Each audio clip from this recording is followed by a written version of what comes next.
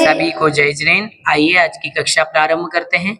नमो अरिहंताणं, नमो सिद्धाणं, नमो आयर्याणं, नमो वज्रायाणं, नमो लोहे सवसाणं। जय बोली पंच परमेश्वरी भगवान की जय। जय बोली देवादिदेव 1080 शांतिनाथ भगवान की जय। जय बोली देवादिदेव 1080 नेमिनाथ भगवान की जय। आचार्य गुरुदेव विद्यासागर जी महाराज की जय। परम पूज्य मुनि श्री 108 निर्यापक श्रवण समय सागर जी महाराज की जय। परम पूज्य निर्यापक श्रवण मुनि पुंगव 108 सुधा सागर जी महाराज की जय।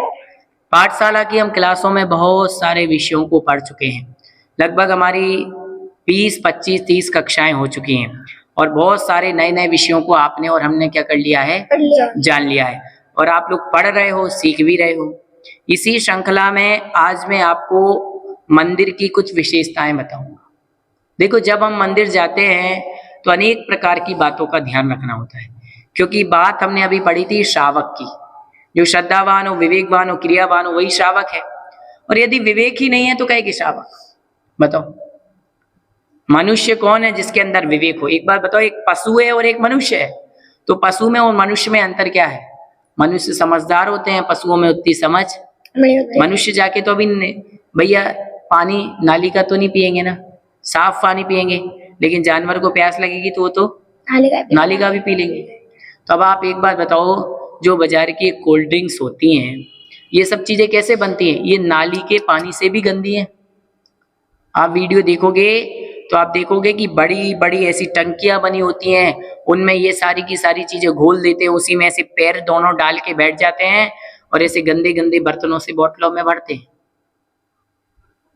कितने दिनों का अनछना रखा हुआ वो, और हम कहते कोल्ड ड्रिंक पियो। अरे कोल्ड ड्रिंक की जगह पीना है तो जूस पियो, डेली जूस निकालो। अनार का जूस पियो, एप्पल का जूस पियो और बनाना का जूस पियो, बनाना शेक पियो। घर की शुद्ध आइसक्रीम डाल करके आप बनाना शेक पी सकते हो। गन्ने का जूस पियो, ऑरेंज जूस पियो, उससे बढ़िया ये है। अब बताओ, जो इतने दिन का गंदा भरा हुआ है, फ्रूटी पीते हो। फ्रूटी कितने दिन की भरी होती है मालूम है क्या? महीनों महीनों की वो पी रहे हैं।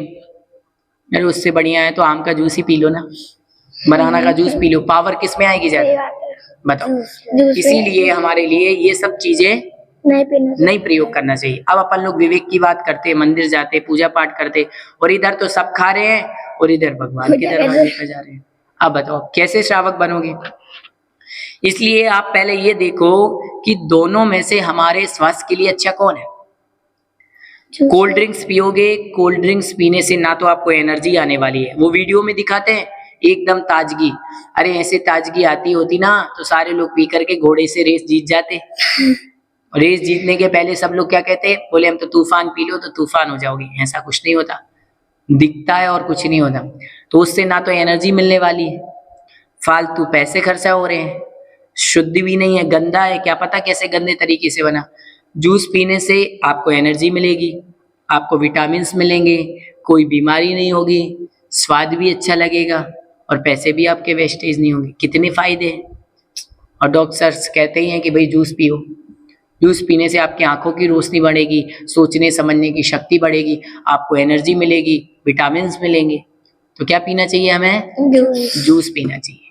ठीक है, चलो अब और किसी का कोई प्रश्न है? हाँ भैया जी, मेरे मन में एक प्रश्न है, हमें मंदिर में परिक्रमा क्यों लगानी? हाँ, ये बहुत अच्छा प्रश्न है। मंदिर की चर्चा चल रही थी, कल भी मैंने आपको बताया था कि हमारे लिए चावल क्यों चढ़ाना चाहिए। आज प्रश्न है मंदिर में परिक्रमा क्यों लगाना चाहिए। ये भी सही बात है। अब देखो, आपने देखा होगा संसार में एक व्यक्ति घूम रहा है, कभी मनुष्य में गया, कभी त्रियंच में गया, कभी नरक में गया, कभी देव में गया, फिर मनुष्य में गया। तो इधर से उधर क्या हो रहे हैं? हम भटक ही रहे हैं संसार में। बिल्कुल एक क्या कर रहे हैं? परिक्रमा लगा रहे हैं इधर से उधर। 5 परावर्तन होते हैं, द्रव्य परावर्तन, क्षेत्र परावर्तन, काल परावर्तन, भाव परावर्तन और भाव परिवर्तन। आप देखोगे कभी तो आप यहाँ जन्म लेते हो, फिर मर करके कहीं और जन्म लेते हो। लेते कि नहीं लेते? पार्श्वनाथ भगवान का वृतांत सुना होगा, 10 भाव तक कमठ ने उपसर्ग किया था उनके ऊपर। तो आप और हम भटक रहे कि नहीं? तो भगवान की परिक्रमा इसलिए लगाते कि भगवान आपकी परिक्रमा करने से हमारा ये संसार का चक्कर क्या हो जाए? खत्म हो जाए। अब आप लोग बताओ, अभी आप लोग हो, आप लोग स्कूल जाते हो, आपको स्कूल का पढ़ना होता कि नहीं? फिर स्कूल पढ़ने के बाद कोचिंग जाना पड़ता है, वहाँ पढ़ना होता है। पहले तो स्कूल का होमवर्क करो, फिर कोचिंग ट्यूशन का होमवर्क करो, फिर मम्मी अलग पढ़ाती है, बड़ी बहन हुई तो वो अलग पढ़ाती है। अब बताओ, मन में ऐसा लगता है कि भगवान ये एग्जाम कब हो, पढ़ाई खत्म हो जाए। अब एग्जाम खत्म हुए नहीं कि फिर से पढ़ाई आ गई, बोले अप्रैल में फिर लगना है स्कूल। फिर 10-15 दिन, महीने भर की छुट्टी खत्म नहीं हुई, उतने में फिर एग्जाम आ गया, फिर हमारी क्लास आ गई, फिर कुछ आ गया। अब बताओ, तो लगता कि नहीं? फिर 20-25 साल पढ़ाई करो आप, फिर कंपटीशन करो, फिर आपकी जॉब लगेगी तो जॉब करो, फिर कितनी सारी जिम्मेवारियां, घर बनवाओ, मकान बनवाओ, बच्चों को पालो, अपने बहुत सारे काम करना पड़ते कि नहीं? अब बताओ, तो ये संसार में व्यक्ति कितना परेशान हो जाता है, काम ही काम में। अरे यार क्या काम करें, पापा एक तो जाकर के उनको मार्बल की शॉप पे जाना, वो भी देखना है, बच्चों के स्कूल भी जाकर के उनको स्कूल भी ड्रॉप करना है, स्कूल से वापस भी लाना है। बताओ, घर में सब्जी भी लानी है, घर में कोई बीमार हो गया उसको भी देखना है। अब एक अकेला आदमी कितना घूमे संसार में।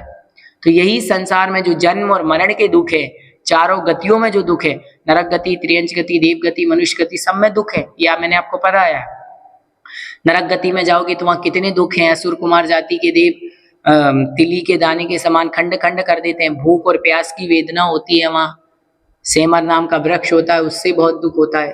त्रियंचों में बद बंधन आदि दुख गने हैं, किसी को बांध देते हैं, किसी को मार देते हैं। अभी देखो इतनी गर्मी हो रही है, बाहर गाय आदि जानवर कैसे भूखे प्यासे घूमते हैं, या तो आपके लिए कोई पानी पिलाने वाला है, कोई खाना खिलाने वाला है, लेकिन वो कैसे भूखे प्यासे घूमते कि नहीं?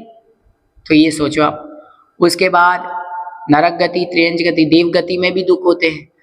छोटे देव बड़े देवों से ईर्ष्या करते हैं, मेरे पास ये नहीं है, मेरे पास ये नहीं है।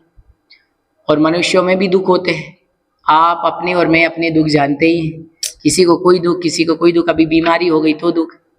तो सबको दुखी है, और सब दुखों के चक्कर से क्या होना चाहते हैं? मुक्त होना चाहते हैं। तो संसार के परिभ्रमण से मुक्त होने के लिए भगवान की परिक्रमा लगाते कि भगवान आपकी एक एक परिक्रमा लगाता जा रहा हूँ, और एक एक भवों से क्या होता जा रहा हूँ? मुक्त होता। समझ गए? तो ये भावना होती है, भगवान की परिक्रमा इसलिए करना ताकि संसार के परिभ्रमण से बच सको। आगे समझ में? चलो, तो आज की कक्षा में हम इतना ही पढ़ेंगे। सबको रोज याद करके आना। सभी को जय जिनेन्द्र।